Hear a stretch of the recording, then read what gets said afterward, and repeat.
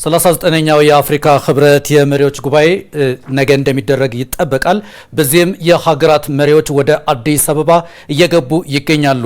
ከምሽቱ ጀምሮ አሁንም ድረስ ይህ አቀባበል እንደቀጠለ ይገኛል። በቀጥታ ስርጭት ወደ ቦሌ ዓለም አቀፍ አውሮፕላን ማረፊያ እናቀናለን። መራውል ከድር በዛ ይገኛል። በምትገኝበት የእንግዶች አቀባበል ምን ይመስላል? እስካሁን የታዩና በቀጣይ የሚጠበቁ ጉዳዮችን ማድረሰን መራውል። አመሰግናለሁ ለይኩን። የህብረቱን ጉባኤ ጨምሮ ሁለተኛውን የአፍሪካ ጣሊያን ጉባኤ ለመታደም ወደ ኢትዮጵያ እየተመሙ ያሉ እንግዶችን ኢትዮጵያ በቂ የቅድመ ዝግጅት ስራዎቿን አጠናቃ ደማቅ አቀባበል እያደረገችላቸው ትገኛለች። ባለፉት ቀናትም በርከት ያሉ የተለያዩ ሀገራት መሪዎች፣ የተቋማት እንዲሁም ደግሞ የድርጅት መሪዎች ወደ ኢትዮጵያ እየገቡ ነው የሚገኘው። እንግዲህ ከምሽቱን የተባበሩት መንግስታት ድርጅት ዋና ጸሐፊ አንቶኒዮ ጉቴሬስን ጨምሮ የተለያዩ አገራት መሪዎች ወደ ኢትዮጵያ ገብተዋል። ወደ ኢትዮጵያ ሲገቡ በኢትዮጵያ በኩል አምባሳደሮች፣ ሚኒስትሮች ለነዚህ እንግዶች ደማቅ አቀባበል አድርገውላቸዋል። እንግዶቿን ለመቀበል ቀደም ሲል በቂ ዝግጅት አድርጋ የነበረችው ኢትዮጵያም እንግዲህ እንግዶቹ ቦሌ ዓለም አቀፍ አውሮፕላን ማረፊያ ሲደርሱ ደማቅ አቀባበልን እያደረገችላቸው ትገኛለች። በእነዚህ ሁለቱ ጉባኤዎች ይሳተፋሉ ተብለው ከሚጠበቁ 20 ሺህ ያህል ታዳሚዎች መካከል አብዛኞቹ ወደ ኢትዮጵያ እስከ ምሽት ድረስ ረፋዱንም እንዲሁ የገቡ ሲሆን ቀሪዎቹም እስከ ዛሬ ምሽት ድረስ ተጠቃለው ይገባሉ ተብሎ ነው የሚጠበቀው። ምሽቱን ከተባበሩት መንግስታት ድርጅት ዋና ጸሐፊ አንቶኒዮ ጉቴሬስ በተጨማሪ የካሜሮን፣ ናሚቢያ፣ ላይቤሪያ እንዲሁም ደግሞ የሳኦ ቶሜና ፕሪንሲፔ፣ የሞዛምቢክ፣ ሲሼልስ፣ ጋቦን፣ ናይጄሪያ፣ ማዕከላዊ አፍሪካ፣ ዚምባብዌ፣ ኮት ዲቫር እና ሌሎችም የአገራትና የተቋማት እንዲሁም ደግሞ የድርጅት ኃላፊዎች ወደ ኢትዮጵያ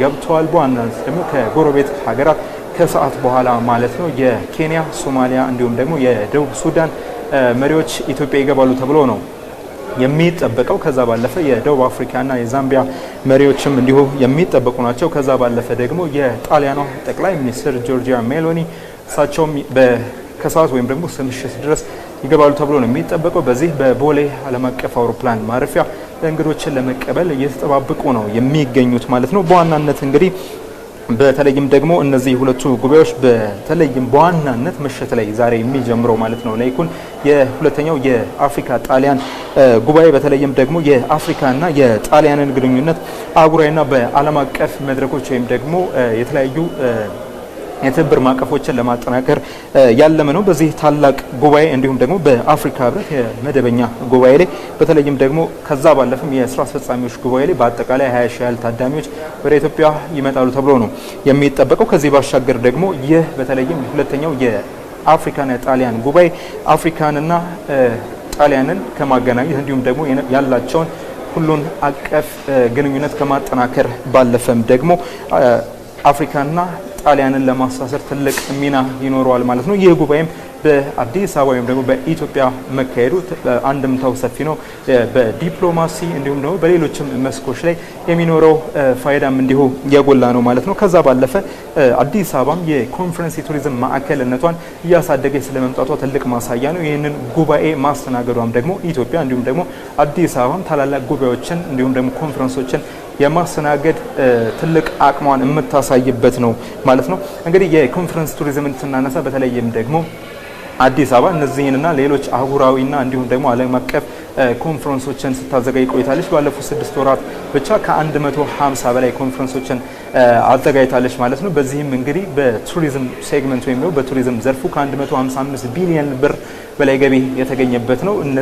ከፊታችን ዛሬ ምሽት እንዲሁም ደግሞ ነገ የሚካሄደው የአፍሪካ ህብረት የመሪዎች መደበኛ ጉባኤ ከ20 ሺህ በላይ ታዳሚዎች ይሳተፋሉ ተብሎ ነው የሚጠበቀው። ይህም ለአዲስ አበባ የኮንፈረንስ ቱሪዝም ማዕከልነት ትልቅ አቅም ይሆናል ተብሎ ነው የሚጠበቀው። ኢኮኖሚያዊ ትሩፋቱም ከፍተኛ ነው ማለት ነው። እንግዲህ ኢትዮጵያ በተለይም ይህንን ስታሰናዳ ቀደም ሲል እንዳነሳሁት በተለይም እነዚህ ሁለቱን ጉባኤዎች ስታሰናዳ በአፍሪካ ጣሊያን የጉባኤ እንዲሁም ደግሞ በአፍሪካ የመሪዎች መደበኛ ጉባኤ የተያዙ እቅዶችና ትልሞችን ስንመለከት ኢትዮጵያ ከጀመረቻቸው ካሳካቻቸው የተለያዩ ተግባራት ጋር እጅጉን የሚጣጣም ነው ማለት ነው።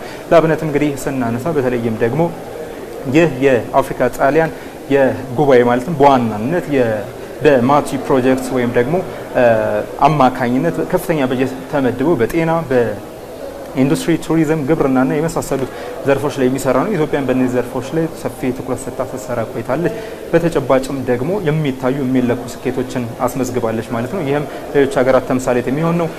ሌላው ደግሞ የአፍሪካ ህብረት የዘንድሮውን ዋና የትኩረት ማዕከል ስናነሳ የመጀመሪያው ውሃ ነው፣ ቀጥሎ ደግሞ ጤና ነው። በእነዚህ ሁለት መሰረታዊ ጉዳዮች ላይ ትኩረቱን አድርጎ የሚመክረው ማለት ነው። የአፍሪካ አጀንዳ 2063ን እንኳን ብንመለከት ይህ አጀንዳ ወይም ደግሞ ስትራቴጂ በዋናነት የያዛቸው ትልሞች ከነዚህ ሁለት ዋና የትኩረት ማዕከሎች ጋር የተገናኘ ነው። በእነዚህ ዘርፎች ብቻ የምንመለከት ኢትዮጵያ የንጹህ መጠጥ ውሃ ተደራሽነትን እንዲሁ ለማስፋት የመሰረተ ልማት እንዲሁ ደግሞ ያሉ የውሃ ሀብቶችን በመጠበቅ ረገድ ሰፊ ስራዎችን ሰርታለች። የአረንጓዴ አሻራን ብንመለከት እንኳ ባለፉት ዓመታት የተተከሉ 40 ቢሊዮን ችግኞች መካከል የተተከሉት ችግኞች በዋናነት የከርሰ ምድርና የገጸ ምድር ውሃዎቻችንን ለመጠበቅ የአየር ንብረት ለውጥ ተጽዕኖዎችን መከላከል እንዲያስችል በማሰብ ባሉን ተፋሶች በሁሉም ሊባል በሚችል ደረጃ የ35% ያህሉ በዛ የተተከለ ነው። ይህ በራሱ ሌሎች ከሚኖሩት ትሩፋቶች ባለፈ ሌሎች የአፍሪካ ሀገራት በተምሳሌትነት የሚወሰድ እንዲሁም ደግሞ አፍሪካን በተደጋጋሚ እየፈተነ ያለውንም ድርቅ በማሸነፍ የንጹህ መጠጥ ውሃ ተደራሽነትን ለማስፋት ትልቅ ምሳሌ የሚሆን ነው። ከዛ ባለፈም እንግዲህ በተለይም ደግሞ የፊና ፕሮጀክትንም እንዲሁ ማንሳት እንችላለን። በኦሮሚያ ክልል እንዲሁ ነው በሌሎች የኢትዮጵያ አካባቢዎች በተለይም አርብቶ አደር አካባቢዎች ላይ ተግባራዊ የተደረገው ይህም ኢትዮጵያ ትልቅ ልምዷን የምታካፍልበት እንዲሁም ደግሞ ይህን እውነት ስታዘጋጅ ወደዚህ የሚመጡ የአፍሪካ ሀገራት እንዲሁም የተለያዩ ተቋማትና ድርጅቶች ጭምር ከኢትዮጵያ ልምድ መውሰድ የሚችሉበት አንዱ ጉዳይ ነው። አፍሪካ የውሃ ችግር ወይም ደግሞ የንጹህ መጠጥ ውሃ ተደራሽነት ችግር ያለባቸው 3 ሚሊዮን ሰዎችን የያዘ 780 ሚሊዮን ያህል የሳኒቴሽን ወይም ደግሞ የንጽህና አጠባበቅ ስርዓት ጉድለት ያለባቸው ዜጎችን የያዘች እንደመሆኗ እነዚህ ኢትዮጵያ ተግባር ያደረገቻቸው እንዲሁም ስኬታማ የሆነችባቸው ተግባሮች ለአፍሪካ ሀገራት እንዲሁም ሌሎችም ተምሳሌት ተደርጎ የሚወሰድ ነው ማለት ነው። እንግዲህ ከሰዓት በኋላ ላይኩን በርከት ያሉ የአፍሪካ ሀገራት እንዲሁም የተለያዩ ሀገራት መሪዎች ይመጣሉ።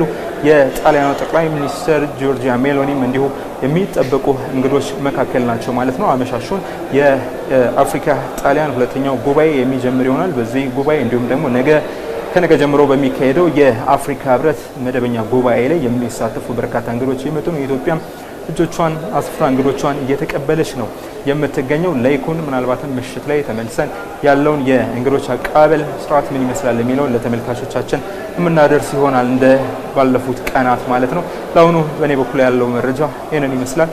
መልካም ቀን። ምራውን ለመረጃዎቹ አመሰግናለሁ።